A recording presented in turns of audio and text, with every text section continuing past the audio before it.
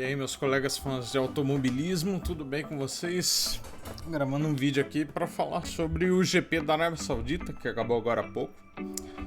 E uma corrida muito previsível, né? Um autódromo ruim pra caramba, a gente já sabe, né? Que é uma pista nada ideal, na verdade, né? Pra Fórmula 1. No ano passado, inclusive, teve atentado terrorista ali perto, próximo à pista, né?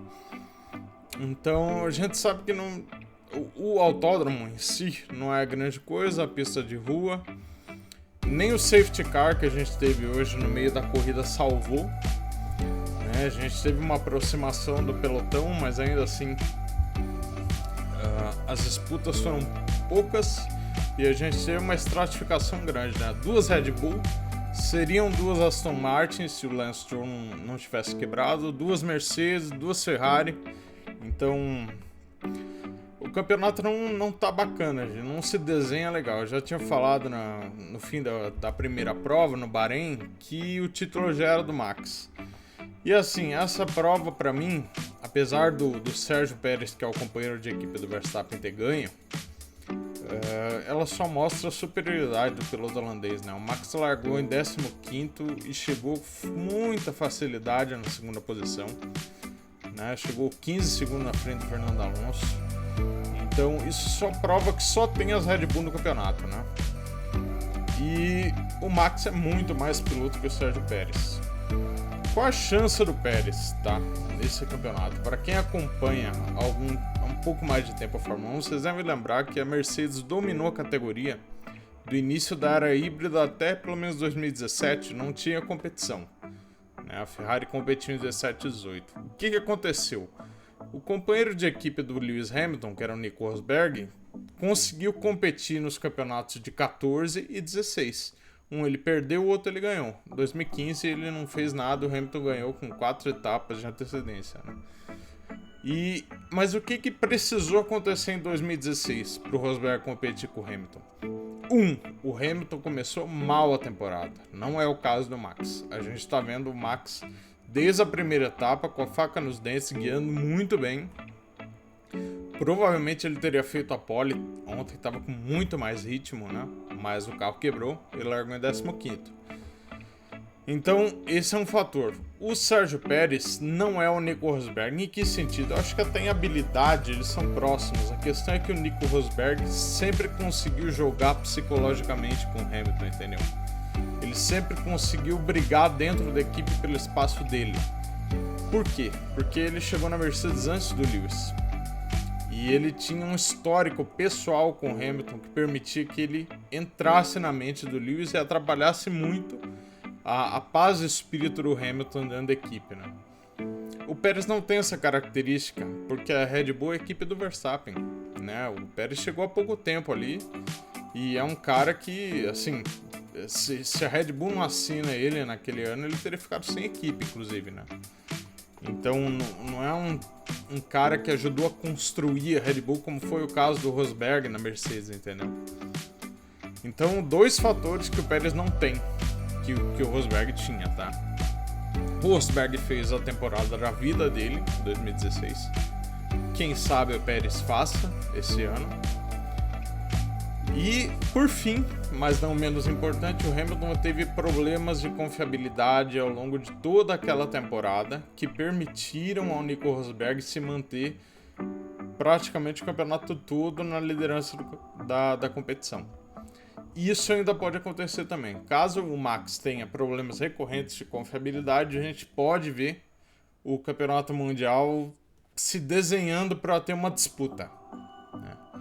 Mas dos 4 pontos que eu falei para vocês, 2 podem acontecer. Então eu ainda acho altamente improvável que a gente tenha disputa pelo campeonato. O mais provável é que o Sérgio Pérez até talvez brilhe nesse início de temporada, mas como a temporada é muito longa, o melhor piloto tende a ficar na frente, né? Porque é uma questão de consistência.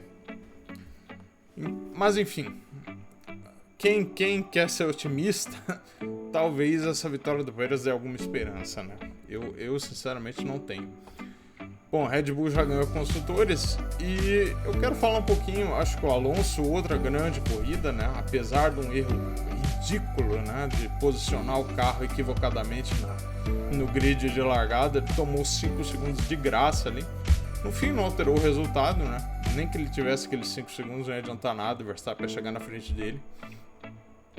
Depois o Alonso em terceiro, chegaram as Mercedes em quarto e quinto, Russell e Hamilton com 2 corridas nada a destacar das corridas na Mercedes, né? É uma equipe completamente irrelevante hoje no circuito da Fórmula 1. E por último eu queria destacar a Ferrari, né, gente? A Ferrari ela chega atrás das Mercedes. O Leclerc já tomou 10 posições no grid de largada na segunda etapa do ano por problemas de componentes da unidade de potência. E ainda por cima, hoje, o Leclerc sai atrás do Hamilton depois das paradas, né? Que a corrida basicamente só teve uma parada, né? Para quase todos os pilotos. E ele sai atrás porque o engenheiro não avisou ele que ele precisaria diminuir a diferença, né, para o carro da frente no safety car. Assim, a Ferrari é um show de horrores, né? É impressionante como a equipe... O único período da Ferrari de excelência foi o período que estava lá o Schumacher, o Jean Todt e o Ross Brown no início dos anos 2000. Antes disso e depois disso, a Ferrari é em inglês a gente chama de shit show, né? Quem quiser dar uma traduzida aí, é um show de M, né? Impressionante a quantidade de erros, sabe? Os caras em tese eles têm carro para estar no pódio, entendeu? E jogam fora na primeira corrida com a quebra do Leclerc, na segunda corrida jogam fora com troca de componentes e safety car, erro de estratégia. É um negócio impressionante. A Ferrari caminha nesse ano, por incrível que pareça, para terminar em quarto lugar nos construtores, mesmo tendo em tese o segundo mais rápido carro de qualificação, porque é muito erro durante as provas, né? O Sainz não tem a capacidade como piloto para disputar lá na frente. É impressionante. O Carlos Sainz era um piloto bom, é um piloto nível Sérgio Pérez. Então assim, a Ferrari sem condições, né, organizacionais. Saiu o Mattia Binotto, entrou o Vasser. Vamos ver se vai ter alguma influência ao longo da temporada, mas o início já é trágico para a Ferrari. Para completar, queria falar também da McLaren, gente. McLaren, que era para ser uma equipe que a gente estaria esperando ver na briga pelos pontos consistentemente nesse ano, nada, né? É deprimente a gente vê o Norris e o Piastri brigando pela 14ª posição, se não me engano, no fim da prova, ou 16ª, das duas uma. Cara, que isso, a que ponto chegou a McLaren? Regrediu, né? A McLaren ela tinha conseguido nas últimas temporadas galgar degraus, colocar pilotos em pódio e tal. Quase ganhou na temporada 2021 com o Norris. Chegou a ganhar a corrida em Monza, né, com o Ricardo. E regrediu absurdamente, né, nesse novo regulamento. É triste de ver uma equipe do tamanho da McLaren, da relevância, da história, tão mal. Chega a ser chocante, assim, né? A gente vê a Williams, nesse momento, tá melhor que a McLaren, pra você ter uma ideia.